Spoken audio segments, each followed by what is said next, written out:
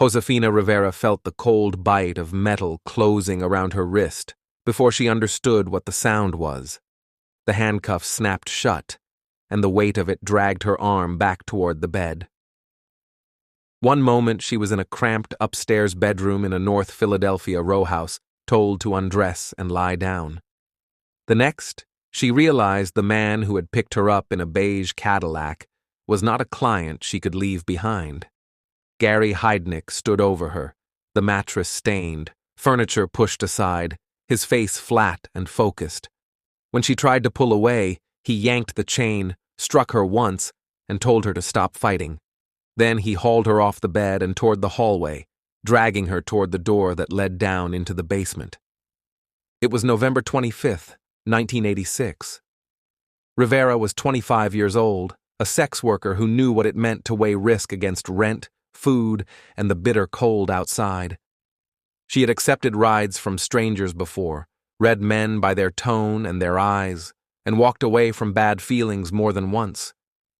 When Heidnik pulled up that night, talked about getting her something to eat, and said she could warm up at his place, nothing about him set off alarms strong enough to make her walk. The house at 3520 North Marshall Street looked run down, but lived in. Dirty curtains in the windows, a car in the back, lights on. She walked up the steps under her own power. She would not walk out again for almost 4 months. At the bottom of the basement stairs, the air changed. It smelled of damp concrete, oil, and something stale that never quite left. A single bulb hung from a cord, throwing yellow light over a clutter of tools, a washer and dryer, scattered junk. Then Rivera saw the hole. It had been hacked out of the concrete floor, a rectangular pit several feet long and several feet deep. Beside it were boards, sandbags, and chains. Heidnik had dug it himself. He forced her down into the opening, the cuff biting into her skin as she stumbled. When she hit the bottom, he ran a chain around her ankle and waist and locked it. Then he pulled the boards over the top, stacked the weights, and shut out the light. Above her, his boots thumped across the floor. A stereo clicked on. Music started playing loud enough to swallow anything she might scream. Over the next days, Rivera learned that the pit was not a temporary hiding place. It was the center of a system he had spent years thinking about. Gary Michael Heidnik was 43, a man with a long history of psychiatric evaluations and violence that had never kept him locked away for long. He had been discharged from the Army after mental health problems, had signed a developmentally disabled woman out of an institution, and imprisoned and assaulted her, and had spent time in state hospitals and prison. In Philadelphia, he reinvented himself as Brother Bishop, the head of a tiny group called the United Church of the Ministers of God. On paper, he was a preacher with money in the bank and followers on disability checks. In reality, he was planning to build what he called a family in his basement, using women he picked up from the neighborhood and the streets. Rivera was the first of that group, but she was not alone for long. On December 3rd, he brought home a second woman, 24-year-old Sandra Lindsay, who had cognitive disabilities and knew people connected to his church. She accepted a ride, walked into the house, and disappeared. He chained her in the basement with Rivera. On December 23rd, he abducted 19-year-old Lisa Thomas. On January 2nd, 1987, he kidnapped 23-year-old Deborah Dudley. On January 18th, he took 18-year-old Jacqueline Askins. On March 23rd, he lured 24-year-old Agnes Adams. 6 women, all black, all vulnerable in different ways, were cycled through that house between late 1986 and early 1987. 4 would live to testify. Life below ground followed rules that existed only in his head. The pit was where most nights ended. He kept the women chained, often naked, unable to fully stand when the boards were across the top. Sometimes he left them partially covered, with only a narrow gap of light. Sometimes he shut them in completely. Food arrived when he chose. On some days he brought ordinary meals from upstairs. On others, He opened cans of dog food, dumped it into a single container, and forced them to eat from it with their hands. He beat them with fists, pieces of wood, and whatever else was close when he felt they had disobeyed him or made too much noise. He assaulted them sexually and told them that they were there to bear his children, that he was creating his own line of descendants in that basement. Outside, the house blended into a block already marked by poverty and neglect. Neighbors heard loud music at odd hours, occasional thumps, the constant rumble of a generator. Inside, the women learned very quickly that resistance usually ended in worse pain. When one tried to pull free, he hoisted her by her wrists from a pipe overhead until her shoulders felt like they were tearing. He tightened chains around ankles, wrists, and necks until metal cut into skin. He used a screwdriver to stab at their ears, rupturing tissue and leaving permanent hearing damage. He kept the stereo up to drown out screams, moving through the room with the casual familiarity of someone adjusting equipment in a workshop. The first death came in early February 1987. Lindsay's health had been fragile even before captivity. In the pit, under beatings, poor nutrition, and the constant cold, she deteriorated quickly. At one point, he chained her by her arms so that she hung for hours. Her limbs swelled, and she developed a fever. The other women begged him to take her to a hospital. He refused, accusing her of faking or disobeying him. One morning, she stopped moving and did not respond to their voices. Heidnik checked her, said she was dead, and pulled her body out of the pit. What he did next showed how far his thinking had drifted from anything resembling normal human boundaries. Instead of calling police or even trying to hide the body outside, he decided to process it in the house. He dismembered Lindsay's remains, cooked portions on the stove, and mixed some of the flesh with dog food. He threw parts out with the trash, fed some to his dog, and continued moving across the basement floor while the smell of burned and decomposing tissue seeped through the boards covering the pit. When investigators eventually examined the drains, freezer, and pots in the kitchen, they found bone fragments and residue that matched what the survivors described. The remaining captives understood that if they became too sick or too outspoken, they could be next.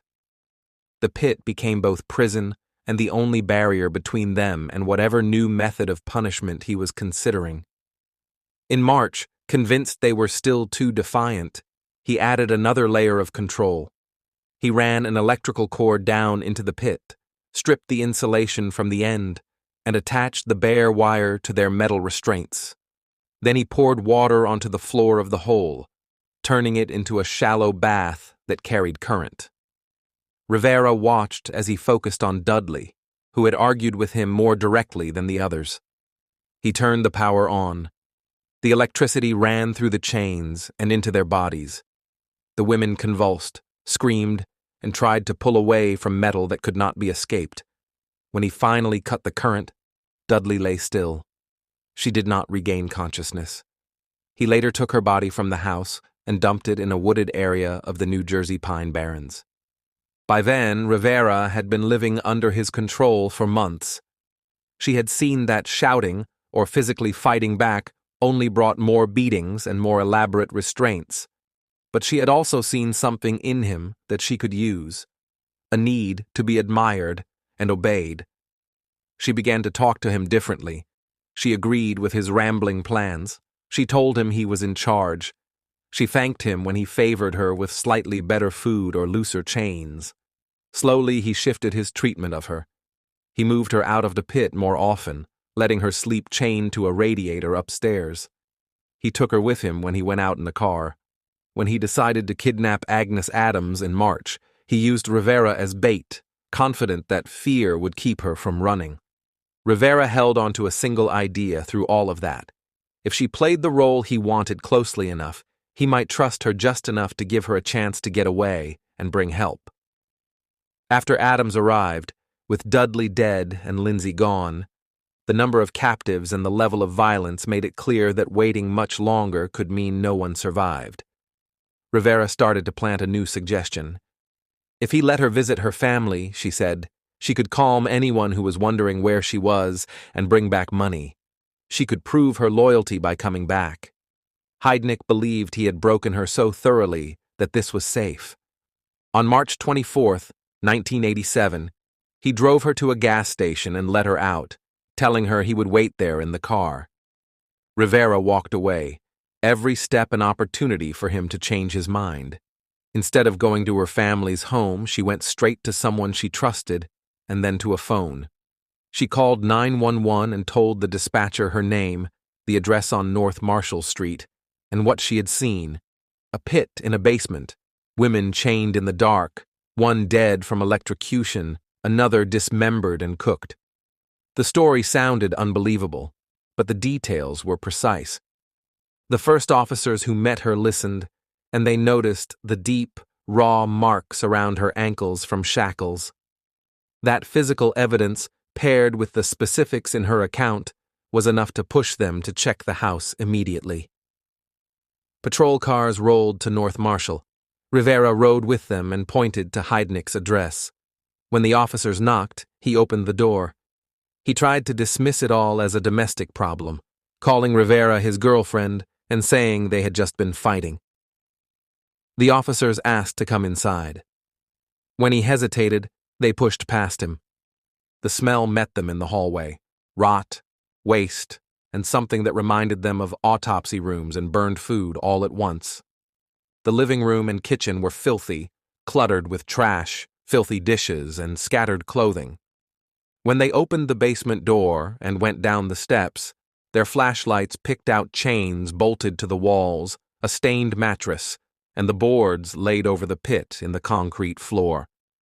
They pulled the boards aside and found exactly what Rivera had described: 3 women, naked, bruised, and shackled, looking up at them from the hole in the floor.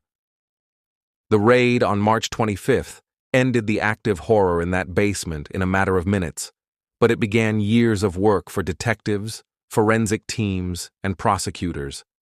They gathered restraints, electrical cords, tools, and fragments.